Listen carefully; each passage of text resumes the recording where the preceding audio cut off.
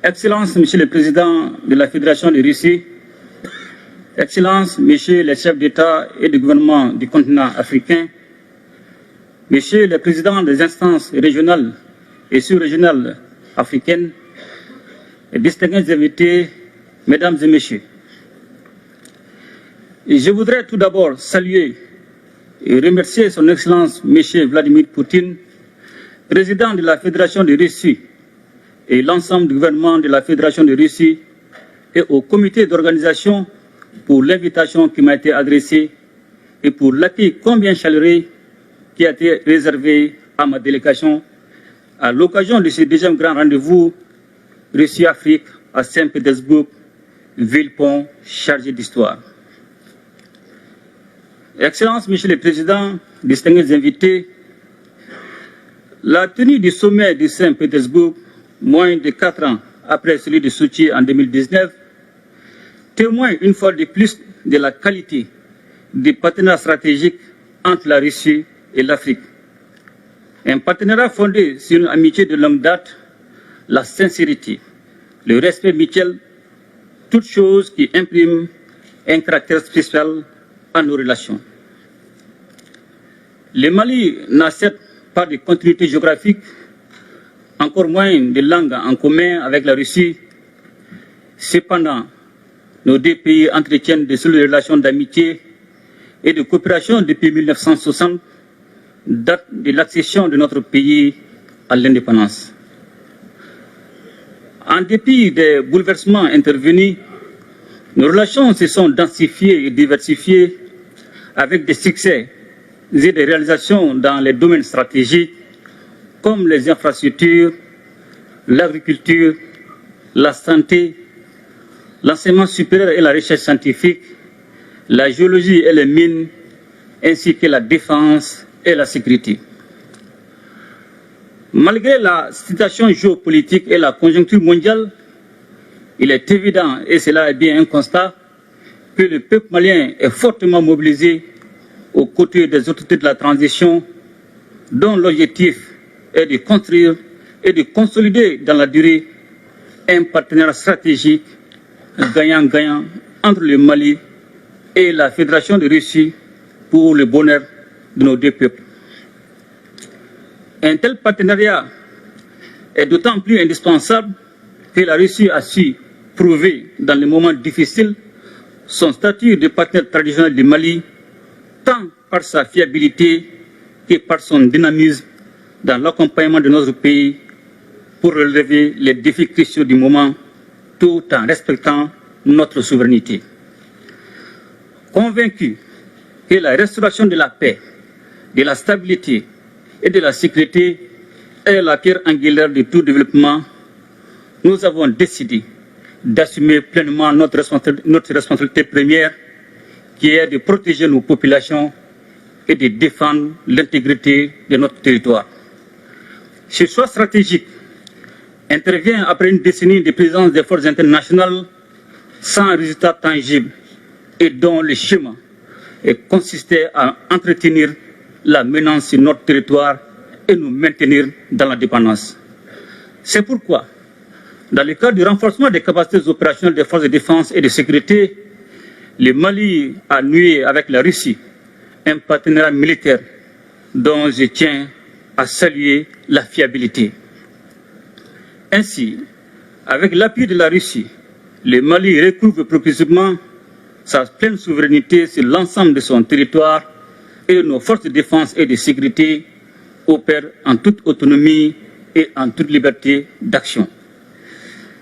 Les forces maliennes sont désormais dans une dynamique offensive, reprenant du terrain et réduisant de façon significative les attaques ciblant les camps militaires et les civils, permettant ainsi le retour progressif des personnes déplacées et des services sociaux de base dans plusieurs localités. Aussi voudrais-je, Monsieur le Président, vous renouveler ma profonde gratitude pour l'appui de votre gouvernement sous votre impulsion qui a permis à mon pays de connaître des avancées significatives dans le cadre de la lutte contre le terrorisme. La coopération entre nos deux pays ne saurait se réduire aux seules questions de défense et de sécurité, Elle embrasse également les domaines du renforcement des capacités en ressources humaines par l'augmentation des bourses d'études dans tous les secteurs stratégiques, ainsi qu'aux relations économiques et commerciales. Ainsi, le partenariat entre les secteurs privés de nos deux pays connaît aujourd'hui une nouvelle dynamique. Les forums économiques et humanitaires en marge du présent sommet est une opportunité pour accroître les relations économiques au plan bilatéral. Monsieur le Président, Mesdames et Messieurs, profondément enracinés dans nos traditions sociales communes à de nombreux pays africains, les Maliens sont fiers de cette appartenance au continent africain, riche de sa diversité et baigné de traditions séculaires, d'égalité, d'équité, du respect de chaque société et des droits humains fondamentaux. Ce sont des valeurs, des principes et des expériences historiques de justice que nous partageons avec la Russie et qui font que notre partenariat est si spécial. Aujourd'hui plus que jamais, les destins des peuples africains et russes sont liés. Cette interdépendance exige une réponse collective et appropriée aux défis auxquels nous devons ensemble faire face.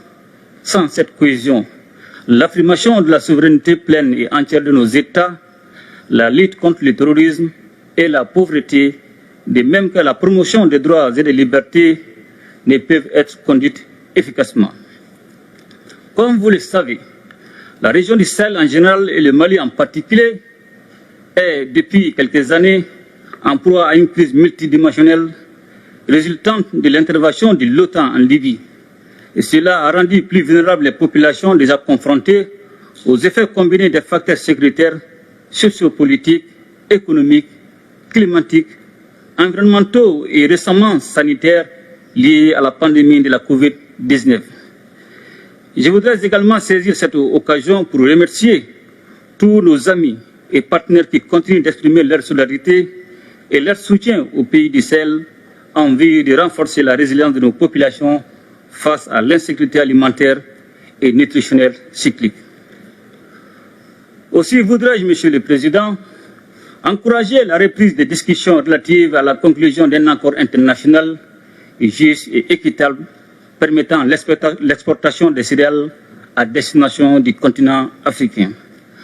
S'agissant du différend qui oppose la Russie à l'Ukraine, le Mali invite les médiations internationales à plus d'ouverture et de pragmatisme en vue de poursuivre et renforcer les efforts pour un règlement pacifique de la crise. Monsieur le Président, Mesdames et Messieurs, membres des Nations Unies, le Mali reste attaché à la coopération internationale, au multilatéralisme et à un ordre international fondé sur des règles justes et équitables. Il est donc primordial que tous les membres des Nations Unies respectent les valeurs et principes fondamentaux du droit international et agissent de manière à protéger et faire respecter la Charte des Nations Unies. C'est la raison pour laquelle le Mali soutient l'initiative de la Russie, appelant à un nouveau consensus pour défendre les buts et principes de la Charte. La multiplication des crises et des conflits en dépit de l'implication de la communauté internationale plaide en faveur d'une nouvelle architecture de la sécurité internationale qui passera forcément par une réforme du Conseil de sécurité de l'ONU.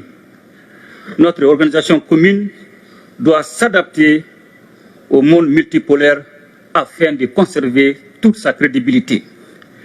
L'instrumentalisation et la politisation de la question des droits de l'homme doivent cesser, de même que le système deux poids, deux mesures. La question de l'élargissement du Conseil de sécurité est aujourd'hui un point majeur à l'ordre du jour de la réforme du système des Nations Unies.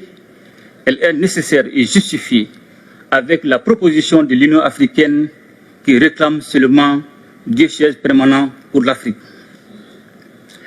Le sommet de Saint-Pétersbourg nous donne l'opportunité de tracer ensemble les contours d'un espace commun de prospérité, de stabilité et de sécurité. Il reste entendu que ce cadre rénové sera élaboré sur la base des principes de respect mutuel, des relations d'égal à égal et des intérêts partagés au bénéfice de nos populations. Monsieur le Président, Mesdames et Messieurs, La situation économique mondiale est inquiétante. En effet, selon les prévisions, l'économie mondiale serait au bord de la récession en 2023. Cependant, nous avons des motifs d'espérance et demeurons particulièrement attentifs à une autre alternative qui se caractérise par l'émergence des BRICS. Les pays des BRICS se hissent au premier rang de l'économie mondiale et constituent des réponses fiables pour le continent sans contrepartie hypothéquant le développement de notre continent et l'épanouissement de nos populations. Ainsi, les BRICS constituent un réel espoir de soustraire nos pays d'un ordre international fondé sur la domination et la marginalisation. C'est pourquoi le Mali soutient des initiatives telles que créer une banque de développement pour le financement des infrastructures ou encore offrir de nouveaux mécanismes et moyens de paiement internationaux. Excellences, Monsieur le Président, Mesdames et Messieurs, dans un monde marqué par de nombreux défis complexes, la tenue de ce sommet a été accueillie avec enthousiasme en Afrique. Et je suis persuadé que les conclusions courageuses et innovantes à la hauteur des enjeux du moment permettront d'aboutir à un partenariat rénové et revitalisé entre le continent et la Russie, exempt de désinformation.